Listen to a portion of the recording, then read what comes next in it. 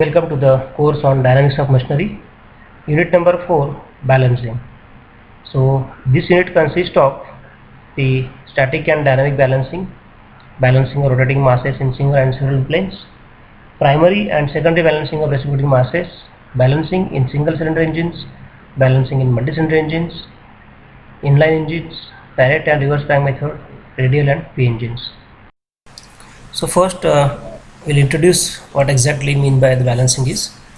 So in the system of rotating masses, the rotating masses have eccentricity due to limited accuracy in the manufacturing or maybe due to the fitting tolerances. It means it is not exactly possible for any manufacturer to make a component without any kind of eccentricity, or even sometimes it is very difficult to mount exactly coaxial systems or the components, and because of which there is a certain difference between the center of gravity of that mass and the center of rotation of it. So there is certain difference like this, and because of this, actually this mass, when it is rotating, it is going to cause a force that is nothing but the centrifugal force which will act in the outward direction. So a mass attached to the rotating shaft will rotate with the shaft, and if the center of gravity of the rotating mass does not lie on the axis of the shaft, then the mass will be effectively rotating about an axis at certain radius which is equal to the eccentricity. So we can call this radius as an eccentricity with which it is going to rotate. Okay, so since the mass has to remain at that radius, the shaft will be pulled in the direction of the mass by a force equal to the centrifugal force due to the inertia of the rotating mass. So as you rotate this particular shaft, as there is a disc mounted on this particular shaft and it is having certain eccentricity of this mass, so center of gravity of this disc is lying over here and this is the center of rotation of this particular shaft.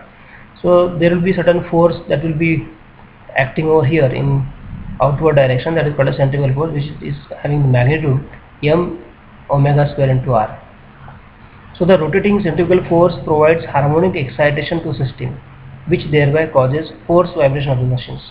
And this force, as it is present over there, so it is when it is rotating continuously, so it is going to cause the force vibration to this particular system.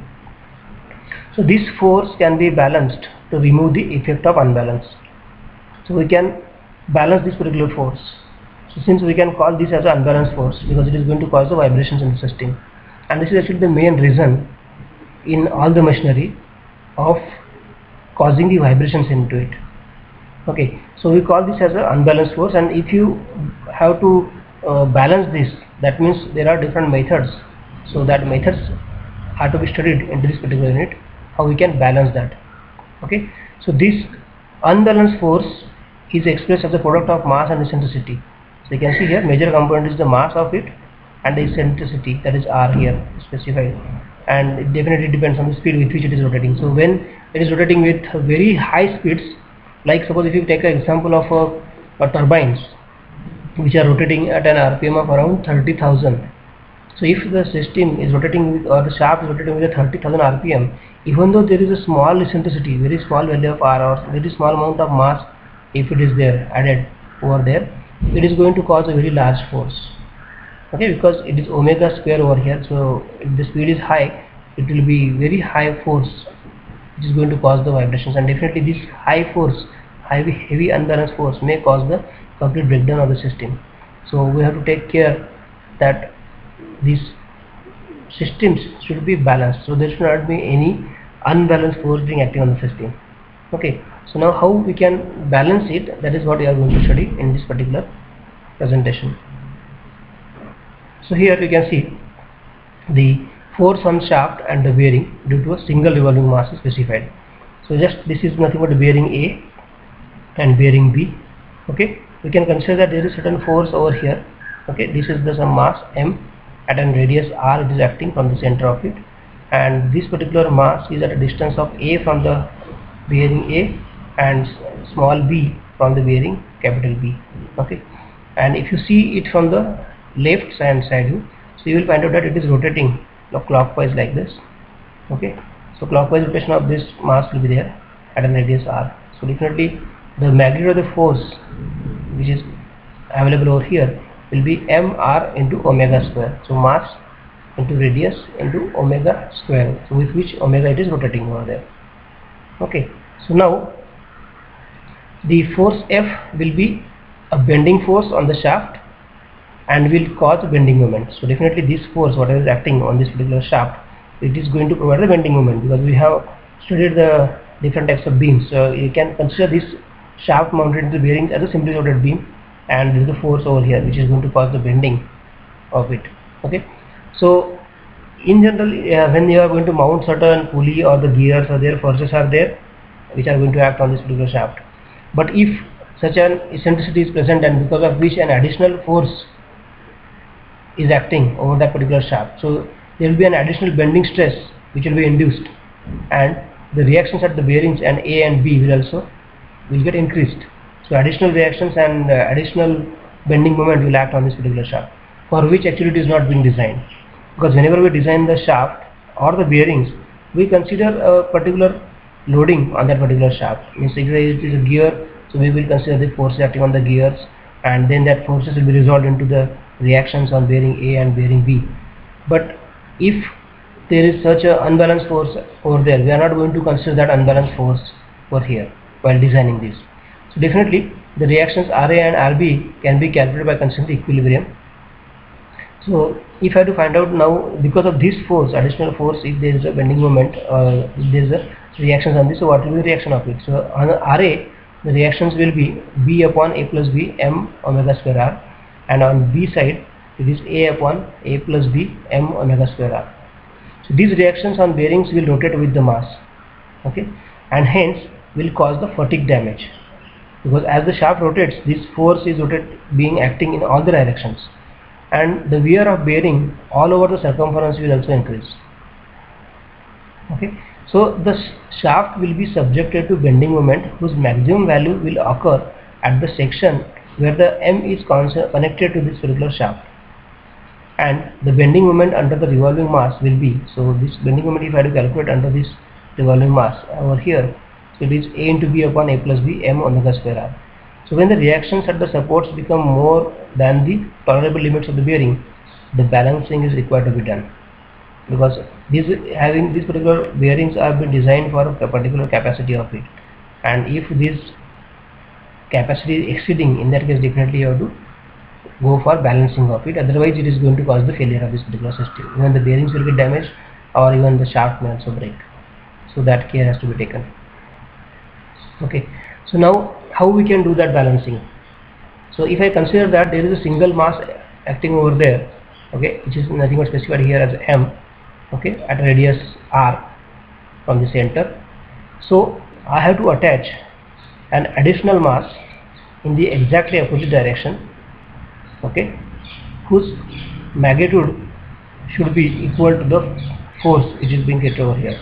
So whatever the force will be here, like if I consider the speed will be the same for this particular shaft, so m into r, whatever is the magnitude, the same should be the magnitude of m into r1, okay, and it should be attached exactly opposite to that, so that it will get cancelled out. So balancing is actually the process of the redistribution of the mass in the system such that the reactions at the bearings are within the tolerable limit of the bearings. Okay, so as you can see in the form of this is specified that if there is a unbalanced force m omega square r acting over here, so in the opposite direction you have to apply the balancing force like m2 omega square into r2, means at different radius that mass may be different which you are going to apply, while the omega will remain same here and here. Okay, so in this case now the mass m1 and its radius are so chosen that it is equal to the centrifugal force due to m, so that force should be same. So F is equal to m omega square r, okay, divided by g here, and this is also must be equal to m1 omega square r1 divided by g. So both magnitude should be same, and therefore we will get the condition for balancing of a single mass, that is product of m into r must be equal to product of m1 into r1. Similarly, there are some cases in which you could not directly apply mass exactly opposite side in the same plane. Like in the previous case, there was also some mass was there, and we have attached another mass in the opposite direction. But sometimes it is not possible directly to mount mass exactly on the opposite side of the same thing. then you have some additional planes available, so there you can attach the masses. So this kind of balancing is called as external balancing. Okay, so in this case actually you have to observe here that this is the particular mass which is the unbalanced mass.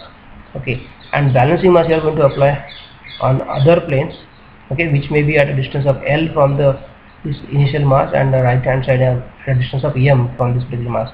So in the planes L and in the plane M, you are going to apply some masses. Okay, but now here also whatever the force is being produced by this particular mass, so if I say that this is equal to W into R, it's whatever may be the mass of it, so W into R, if it is a force created by this mass, so whatever the forces that will be created by these two masses must be equal to the sum of these two must be equal to the force created by this. So we can write this like this: omega into R must be equal to, sorry, not omega, it is W into R is equal to W1 into R1, so this is R1, this is W1, okay, plus W2 into R2, so W1 into R1 plus W2 into R2. Okay, so the external balancing with two rotating masses is used when it is not possible to introduce the balancing mass exactly opposite to the disturbing mass in the same radial plane. So in this way you can balance it. Now whatever the force, if I see in the side view, whatever the force will be created by this particular mass in the outward direction, okay, so because of the sum of these two masses W1 and W2, it will be acting in the opposite direction, so it is going to balance this total mass. At the same time, now we want that there should not be any kind of moment being present in this particular system. So we are expecting that if I take the product of this W into R into A about this particular bearing, any one bearing, suppose if I consider one bearing A, about this if I take the moment of this first mass, or W into R into A, so the moment due to these forces must be equal to that particular moment. So W into R1 into A1, so this is nothing but the distance A1 of this mass from this particular bearing A. So W1 into R1 into A1 plus W2 into R2 into this A2, like this sum should be equal. Or if I take the moment about the bearing B, so W into R into B of this mass and the distance of this mass from this bearing B, that is B specified here, will be equal to W1 R1 into B1 plus W2 into R2 into B2. Means you have to take the moment of these masses about this particular bearing and this mass also about that bearing. So this is the condition for balancing of it. Okay,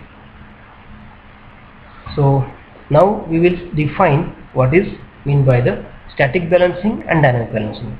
So the balancing when there is no resultant centrifugal force and the center of gravity of the attached mass lies on the axis of rotation, so that is called as static balancing. So in the first example, in the first case, we have seen that the centrifugal force is being completely balanced by a balancing force.